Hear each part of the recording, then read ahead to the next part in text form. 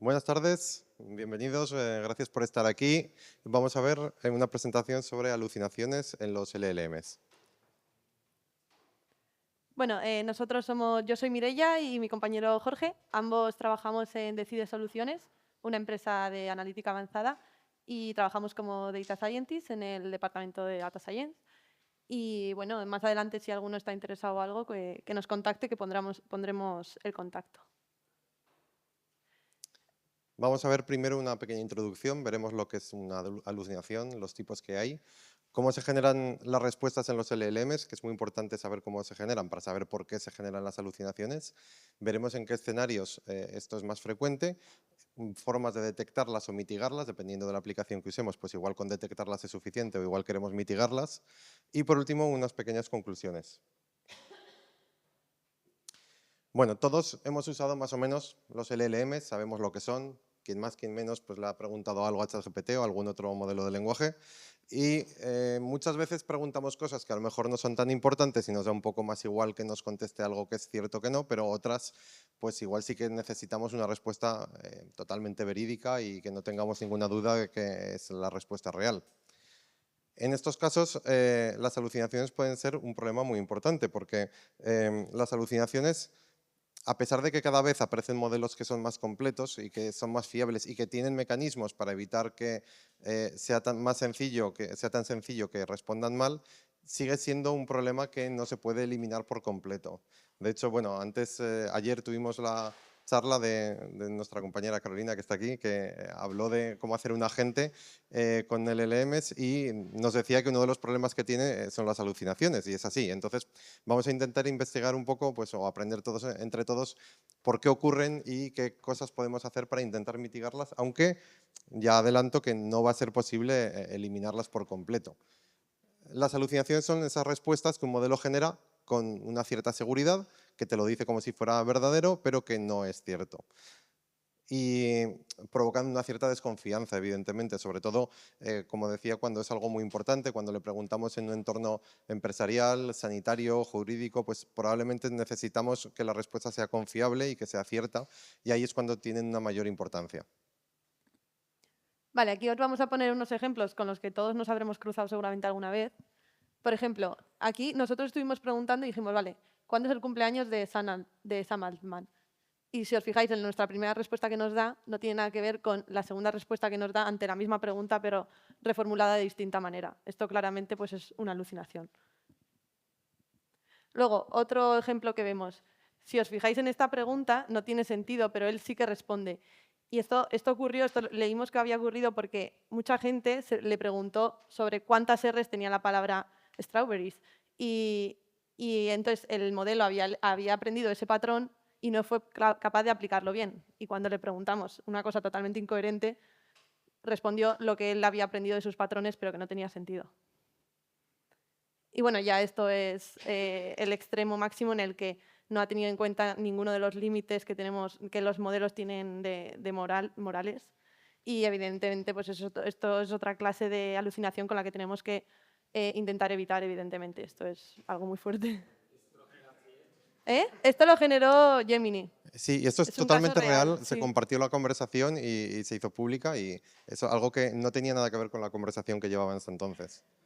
Pero ocurrió, porque hay una posibilidad entre 1.000 millones de que ocurra y ocurrió. Es verdad que cada vez, si vais haciendo pruebas en los modelos, sobre todo más grandes, están intentando cada vez mitigar mejor esto, pero sigue ocurriendo. Y esto sí, es verídico. Lo primero que vamos a ver es, vamos a definir qué es una alucinación, porque no es lo mismo una alucinación que un error. No, aunque a veces pueden ser las dos cosas, pero no es exactamente lo mismo. Una alucinación pues ocurre, como decíamos, cuando un modelo inventa una información que suena plausible pero es incorrecta, o puede ser inventada, puede ser engañosa. Y entonces esto es porque no está presente o en sus datos previos o en el contexto proporcionado. Al fin y al cabo, un modelo de lenguaje lo que va a hacer es aprender patrones de sus datos de entrenamiento y luego soltarlos. Pero eso no quiere decir que lo que suelte esté generado a partir de esos patrones, pero no sea algo totalmente inventado, como por ejemplo el ejemplo que ha puesto antes Mireia de cuántas strawberries hay en R, ¿no? Pues eso ha aprendido bien el patrón, pero no lo ha sabido aplicar bien. Pero como digo, no son errores de comprensión en el sentido tradicional. No quiere decir que no nos haya entendido la pregunta. Igual sí que la ha entendido, pero ha generado la respuesta de una forma totalmente incorrecta. Entonces, son salidas que, como digo, pues son totalmente plausibles en cuanto pues, a lo mejor a la gramática, pueden llegar a ser coherentes, algunas sí, otras no, pero no están basadas en estos datos verificables, como puede que sean hechos falsos, que tengan respuestas contradictorias, que sean respuestas sin sentido o incluso, como hemos visto, afirmaciones éticamente inapropiadas.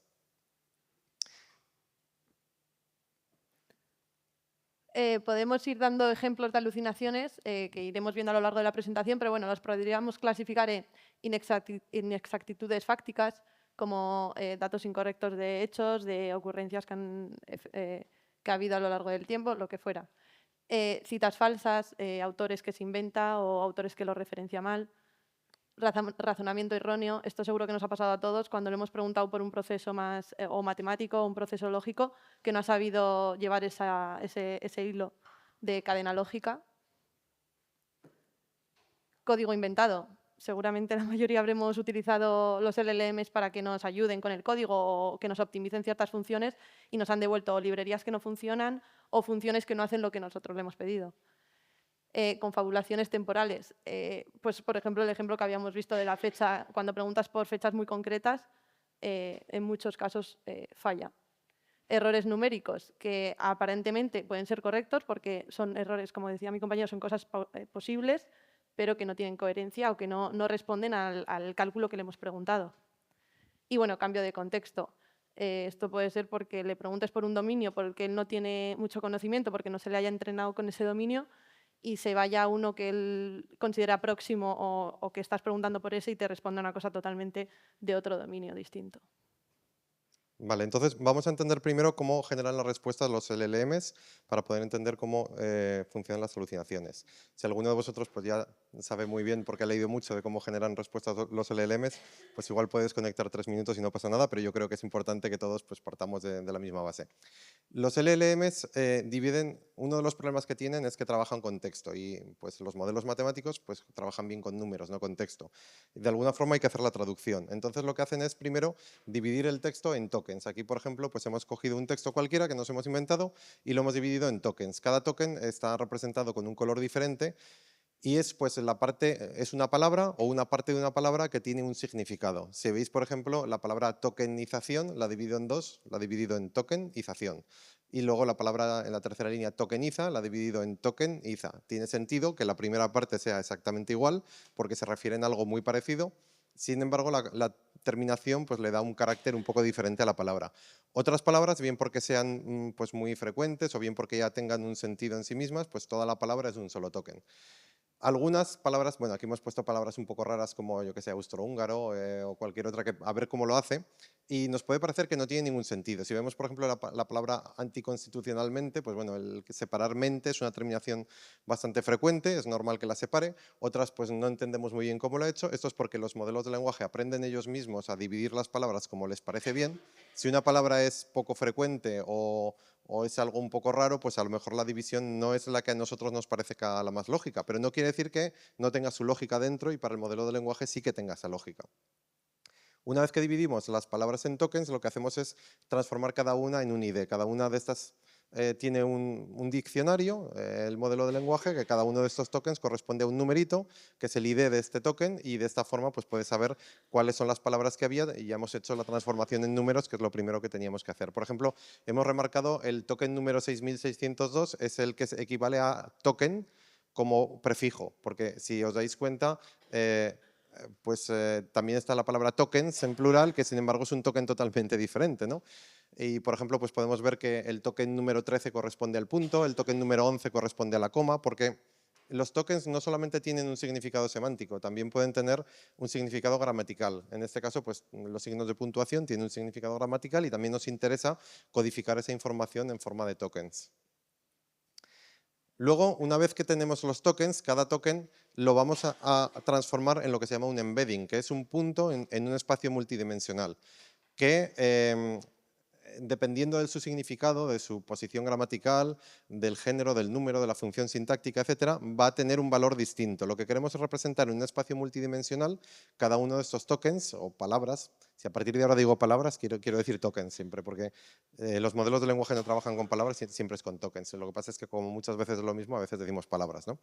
Entonces, lo que quieren es poder realizar operaciones matemáticas que tengan sentido con estos tokens. Si, por ejemplo, representamos 4 palabras en un espacio, aquí, por ejemplo, sería bidimensional, que podrían ser las palabras, pues, rey, reina, hombre y mujer, pues vemos que la relación que hay entre hombre y mujer o entre rey y reina pues es la misma porque es una traslación de género. Si vemos que la distancia entre hombre y rey es la misma que entre mujer y reina, tiene sentido porque es como un movimiento de realeza, podríamos decir. Esto, evidentemente, es una simplificación, muy simplificación, porque en la realidad esto no es así. En la realidad no tenemos 2 dimensiones ni 3. Los modelos de lenguaje actuales transforman los embeddings en vectores de 2000, 3000 dimensiones. Encima tampoco tienen el mismo sentido, una sola dimensión en todo su espacio. Por ejemplo, puede ser que una dimensión en los números positivos haga una traslación de género y en los números negativos de número, por decir algo. Pero esto también sería una simplificación, porque en realidad el movimiento en cualquiera de estas dimensiones genera muchos cambios a la vez, semánticos, sintácticos, de todo tipo. Y como es una traslación no lineal, pues como digo, encima puede que no sea la misma en todos los puntos del espacio. Y ya para terminar de hacerlo todavía más complicado, esto es una simplificación en el sentido de que, como veis aquí, corresponde, estas operaciones matemáticas sencillas que hemos hecho con los significados corresponden exactamente cuando en la realidad tampoco son exactas, ¿no? Pero al final de lo que se trata es de poder situar en el espacio, en este espacio que aquí hemos puesto bidimensional, pero que en la realidad tiene muchas dimensiones, poder poner una codificación de lo que significa cada palabra. Pero claro, el lenguaje es algo muy complicado. Entonces, asignar a cada token un valor en el espacio no es suficiente. ¿Por qué? Pues porque el lenguaje, como digo, pues tiene muchos matices, tiene palabras que significan cosas diferentes y dependiendo del contexto puede querer decir una cosa u otra.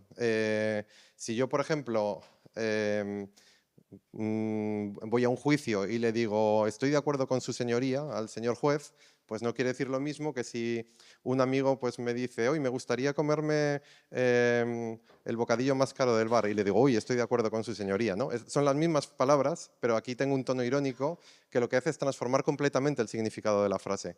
Esto es una complejidad muy difícil de captar por parte de un modelo de lenguaje y se consiguió por primera vez a través de los mecanismos de atención de una forma correcta. Así, aquí, por ejemplo, vemos, este es un ejemplo muy sencillo otra vez, pero vemos, por ejemplo, que la palabra banco, pues puede querer decir cosas de dinero o puede querer decir cosas de naturaleza, ¿no? Entonces, dependiendo del resto de la frase, pues debería mover ese embedding, ese significado hacia un sitio o hacia otro. Y eso es lo que hacen los mecanismos de atención y los transformers, que lo que hacen es transformar estos embeddings en otros que tengan en cuenta el contexto. Entonces, a partir de todo el resto de la frase y todo el resto de la conversación, no solamente van a mover los embeddings a una posición que tenga más sentido en cuanto a significado, que es el ejemplo que vemos aquí con una palabra polisémica, sino que pues, van a tener en cuenta todo tipo de matices. Al final lo que consiguen con esto es ser capaces de entender perfectamente lo que está escrito en un texto y darle un significado, ¿no? Que es la primera parte para poder trabajar con modelos de lenguaje.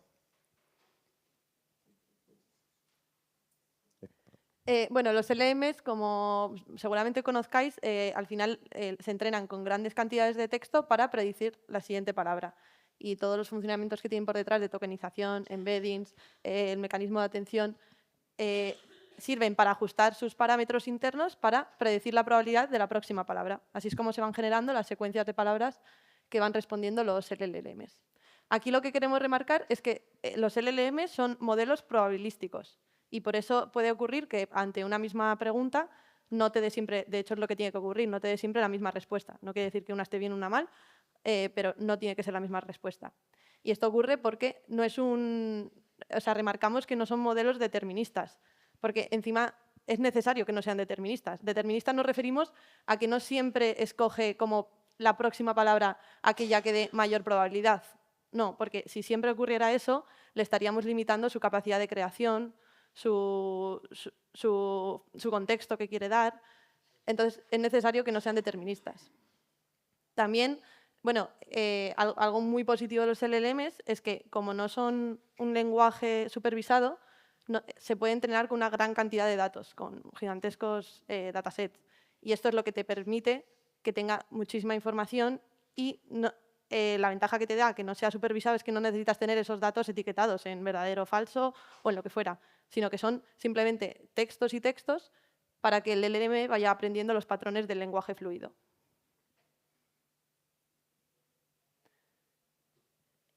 Y por supuesto que esto va siendo un proceso iterativo, es decir, ante un input, el LLM te va generando la primera palabra de su output. Y en la siguiente iteración, con ese input y esa primera palabra del output, te genera la segunda. Así es un proceso iterativo. Y te va generando toda la secuencia que va respondiendo.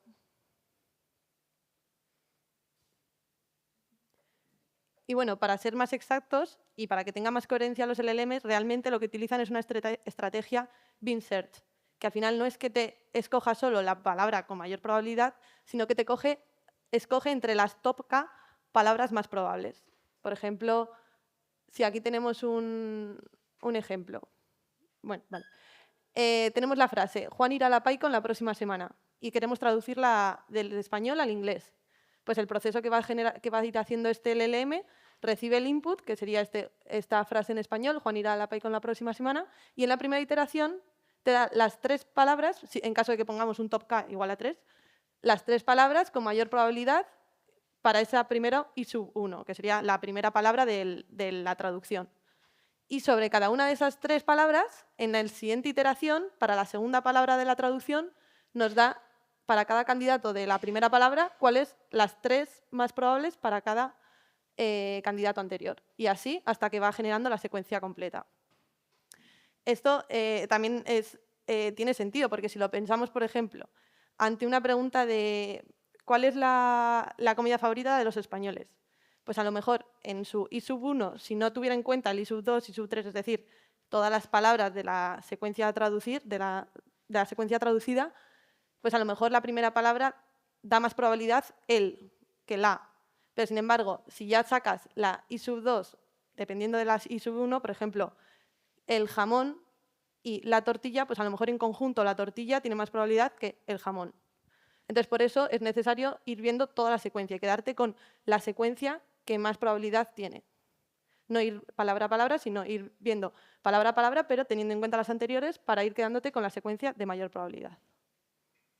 Al final tenemos 3 parámetros que controlan un poco ese trade-off entre creatividad y coherencia, que serían top K, que serían las K palabras o tokens más probables, top P, que sería el conjunto más pequeño de tokens que llegan a una cierta probabilidad conjunta, y la temperatura, que controla la creatividad total del modelo. ¿Por qué pueden los LLMs generar alucinaciones? Vale, una de las posibles... Ahora vamos a ir a las causas de por qué los modelos pueden generar alucinaciones. Una de las primeras causas o posibles causas están en el preentrenamiento del modelo. Esto, pues como hemos remarcado antes, esto se debe a que los LLMs aprenden a predecir la siguiente palabra. No aprenden a predecir si esto es correcto o incorrecto, esta palabra es correcta o incorrecta, porque no son datos etiquetados. Solo son ejemplos del lenguaje fluido. Es por ello que ante patrones frecuentes, los LLMs los aprendan muy bien. Es decir, es muy difícil que vosotros veáis un modelo de lenguaje cuya ortografía o gramática sea errónea. Eso ya casi no ocurre, porque son patrones que el modelo es capaz de entrenar, de aprender durante el entrenamiento, porque aparece en todos los textos con los que se le ha entrenado. Sin embargo, por el contrario, datos arbitrarios o raros, como pueden ser lo de las fechas específicas, pues en eso tiende más a alucinar o a generar errores, porque no tiene un patrón aprendido, ya que no aparece tanto en los datos con los que se le ha entrenado. Y de la misma manera, datos erróneos. Si ya de por sí están mal en los datos con los que se le ha entrenado, pues a la hora de predecir la palabra, evidentemente, pues puede generar errores.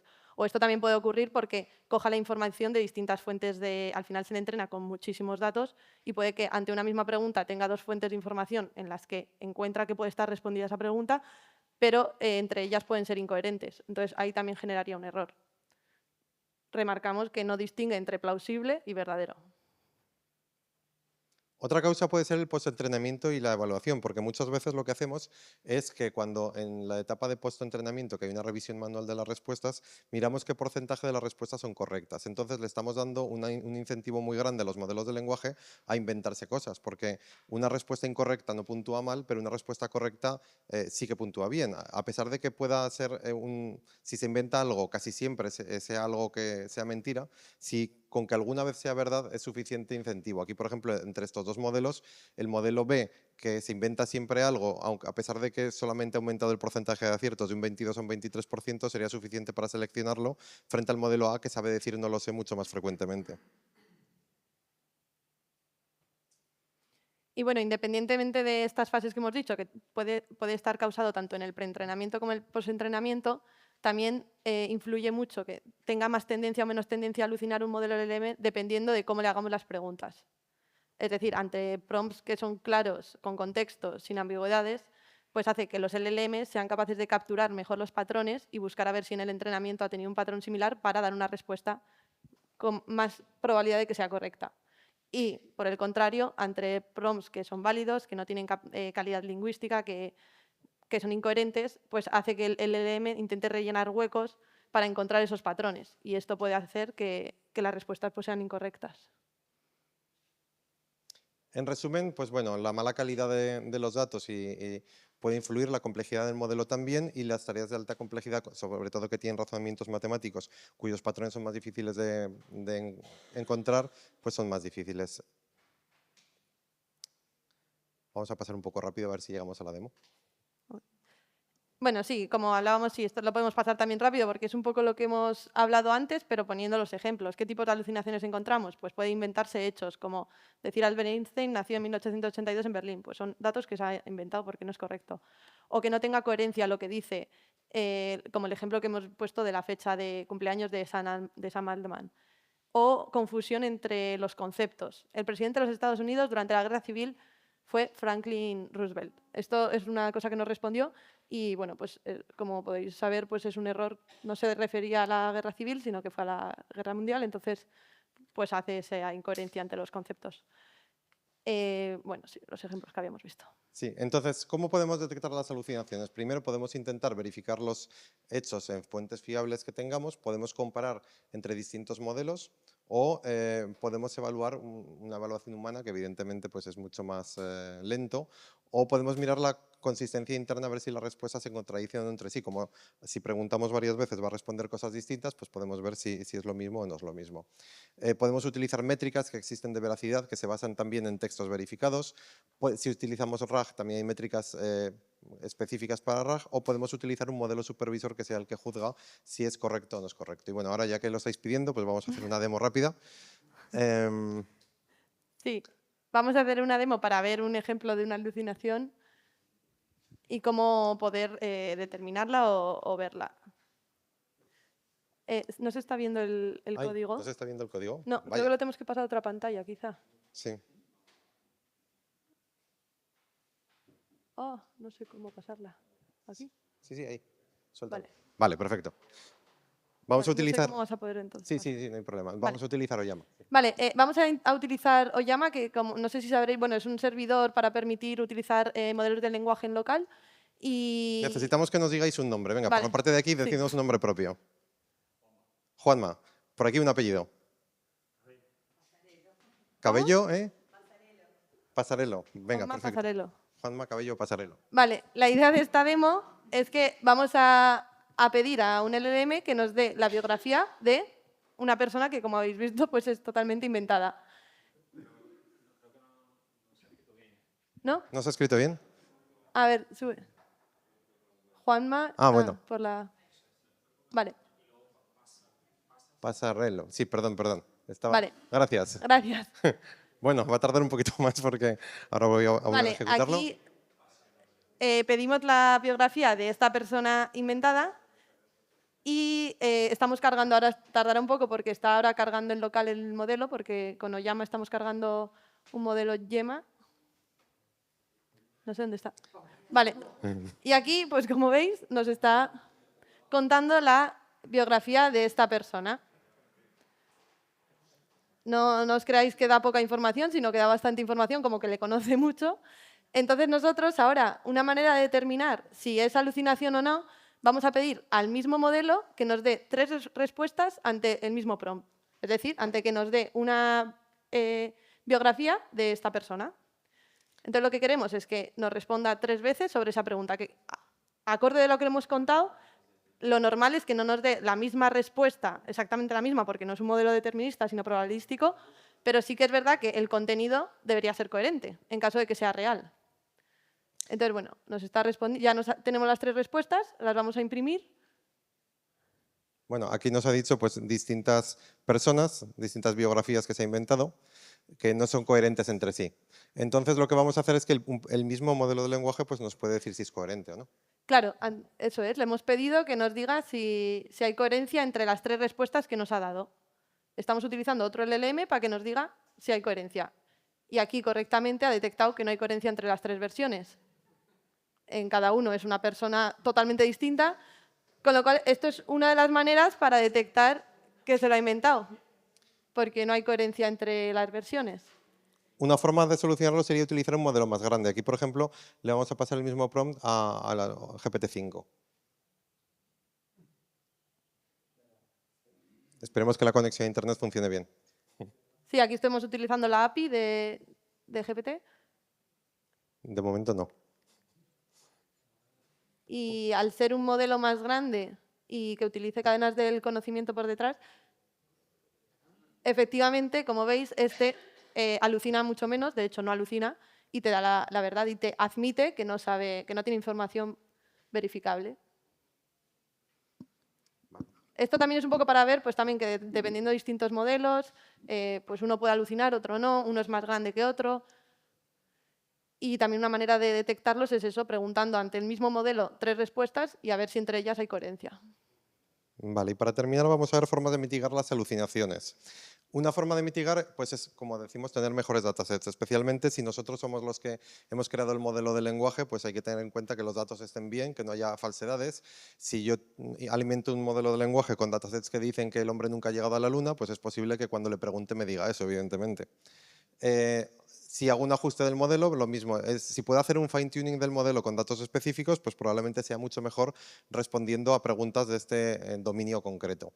Y también otra opción es hacer un aprendizaje contrastivo, enseñándole a distinguir entre respuestas correctas e incorrectas durante el entrenamiento.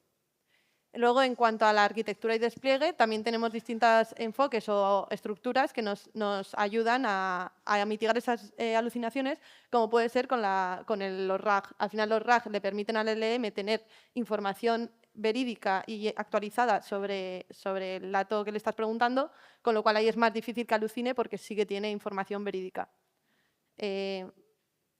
Otra opción dentro de la arquitectura es utilizar un LLI, que es Natural Language Inference, que al final se encarga de determinar la relación lógica entre una premisa, que es verdadera, y una hipótesis. La hipótesis sería la respuesta que nos da el LLM.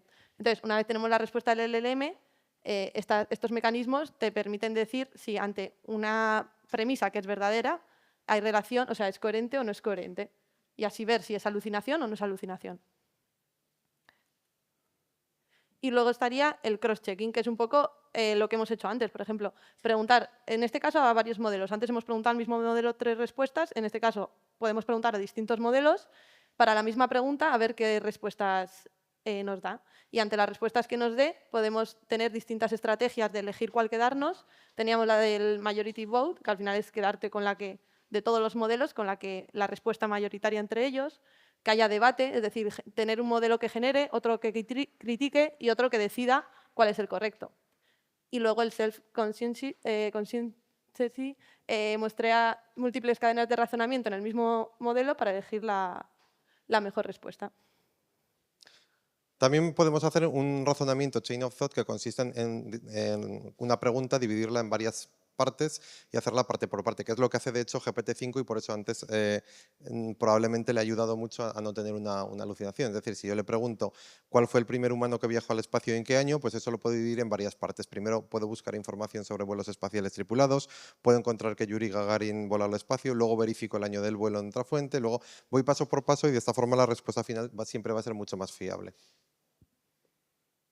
Y bueno, por último también en la interacción y en la experiencia del usuario. Tenemos que también enseñar al modelo a que exprese incertidumbre, es decir, que al devolver probabilidades, que devuelva grados, por ejemplo, de confianza o que diga no sé.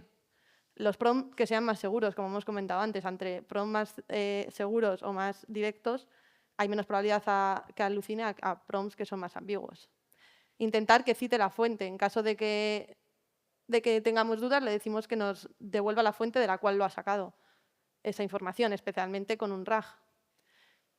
Y luego también una interfaz transparente, indicar al usuario cuándo la respuesta viene de conocimiento interno y cuándo viene de una fuente externa. Porque hay veces en las que, por ejemplo, en casos del RAG, si tú le introduces la fuente de datos externa, ahí puede que la información sea verídica y esté bien, pero él pueda dar prioridad a su conocimiento interno en el que se le ha entrenado con un conocimiento que no es correcto. Entonces, forzar a que en ese caso utilice solamente o que dé prioridad a la fuente de datos externa, en el caso del RAG. Luego pues hay más cosas como por ejemplo utilizar salidas estructuradas. Si le decimos que nos devuelva un dato en un JSON, pues no va a tener una deriva semántica ni sintáctica que puede llevar a una alucinación. Dar ejemplos en el propio prompt, que es lo que se llama few shot. Utilizar modelos más grandes que no tienen por qué, pero en general son capaces de generalizar mejor.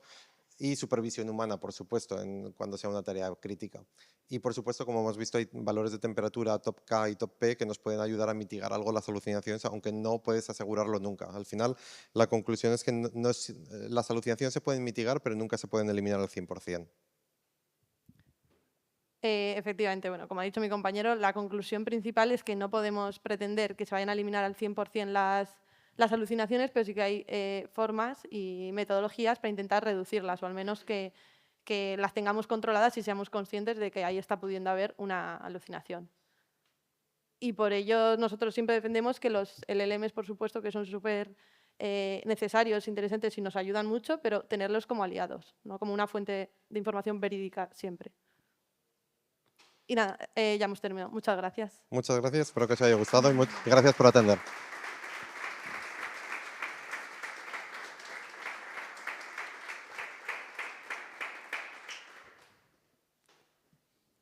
Si tienes alguna pregunta, te llevo el micro. Gracias. Bueno, muchas gracias por la charla, me ha gustado mucho. Yo quería preguntar si habéis visto que algunos modelos de OpenAI están empezando a exponer los log probas de los tokens. Entonces, si para salidas estructuradas tipo JSON, ¿creéis que podría ser una buena idea intentar interpretar esos log probas para saber si puede tratarse de una alucinación o no? Sé que es un poco tricky porque efectivamente los tokens no siempre son palabras, entonces para ciertas palabras vas a tener que combinar esos probas, pero no sé si tenéis, o sea, si habéis hecho algún experimento en esa línea y si creéis que podría ser una buena opción para saber si está alucinando. Bueno, si quieres hablar tú. Sí, la pregunta es muy interesante, muchas gracias. No hemos hecho ningún experimento, pero es que hay un problema muy grande y es que el token de mayor probabilidad puede ser una alucinación. No quiere decir que una alucinación consista en que ha elegido pues yo qué sé, la 17ª palabra o el 17º token con más probabilidad. Entonces, no sé si eso puede dar alguna idea. Sí que es cierto, por otro lado, que si vemos, por ejemplo, que las probabilidades de los tokens son más iguales, es posible que no tengan idea y se lo vaya a inventar, y si a lo mejor hay algunos tokens con más probabilidad y otros que menos, pues es posible que entonces haya encontrado patrones dentro del dataset de entrenamiento que se corresponden con la respuesta y por lo tanto sea fiable. No hemos hecho nada al respecto, podría ser una línea de investigación, pero vamos, complicada de todas formas.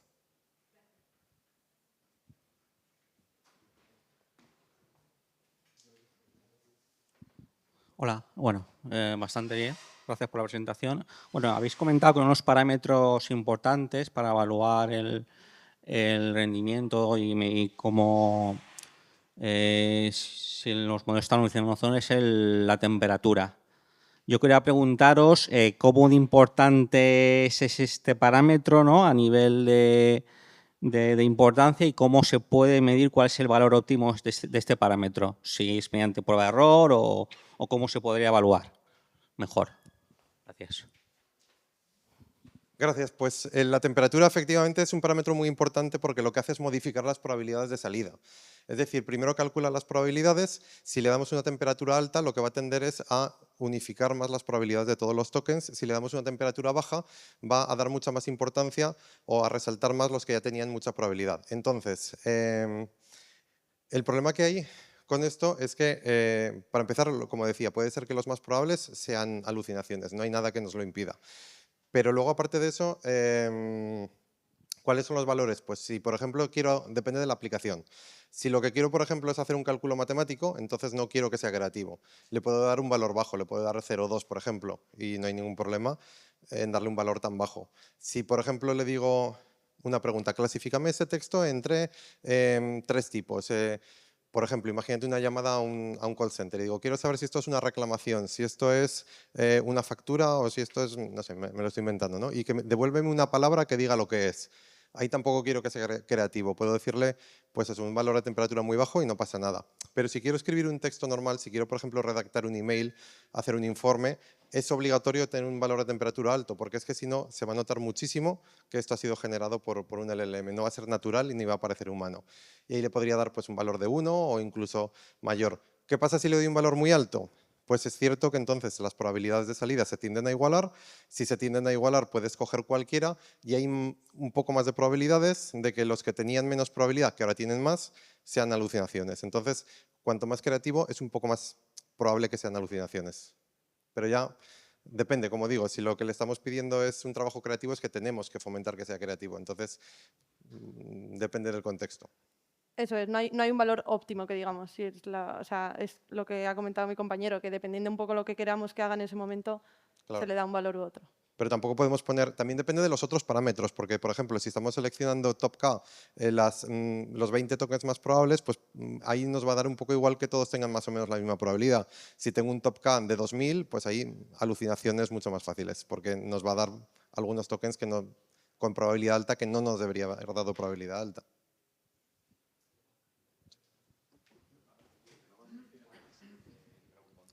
Habéis mencionado que una de las estrategias que utilizan algunos LLM para reducir las alucinaciones es como llevar a cabo varios procesamientos al mismo tiempo y comparar, ¿no? Un poco lo que hemos hecho ahora mismo, pero ellos lo hacen automáticamente, ¿no?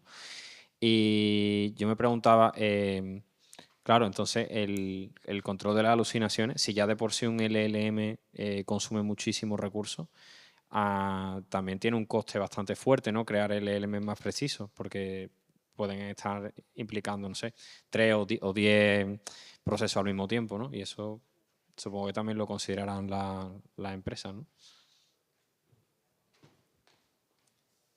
Sí, sí, evidentemente esto tiene un coste y es cuestión de evaluar cómo de importante o no es que nos pueda generar una alucinación o no. Por eso decíamos que en algunos ámbitos como sanitario o jurídico, pues bueno, igual tiene más sentido porque ahí el coste de una alucinación es mucho mayor y podemos permitirnos a lo mejor gastar un poco más en que el modelo pues sepamos que es fiable. Si es para algo que tiene menos importancia, pues yo qué sé, si estoy jugando al Trivial y le hago una pregunta al LM, pues bueno, aunque pierda la partida no pasa nada, ¿no? Y ahí no me quiero gastar más dinero. Yo qué sé, depende muchísimo del contexto, pero evidentemente si le dices que responda 3 veces, triple gasto, eso es así. Y también tiempo de cómputo, porque puedes decir, bueno, si lo tengo yo como lo teníamos aquí en un servidor de modelos de lenguaje local, no pago, bueno, pagas la electricidad, ¿no? Pero no es mucho. Pero sí que va a tardar 3 veces más en responder. Así que depende de lo que estés dispuesto a sacrificar a cambio de esa seguridad.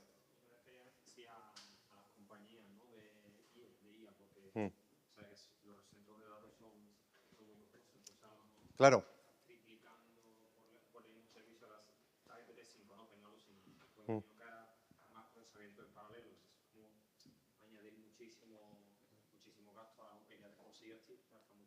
Claro, claro, las compañías aumentan el gasto, pero ya es un poco lo que están haciendo ahora. Los modelos que utilizan Chain of Thought, que es uno de los métodos que hemos dicho, eso ya lo llevan internalizado y se realizan preguntas internas antes de llegar a la respuesta, lo que llaman modelos de razonamiento, y tienen un gasto muchísimo más grande que los modelos que no son de razonamiento. Pero parece ser que de momento parece que les compensa. ChatGPT-5, o sea, GPT-5, por ejemplo, tiene la teoría de que primero decide si necesita razonamiento o no necesita razonamiento dependiendo de la complejidad de la pregunta y entonces lo aplica o no lo aplica. Es otra de las opciones. Pues muchas gracias.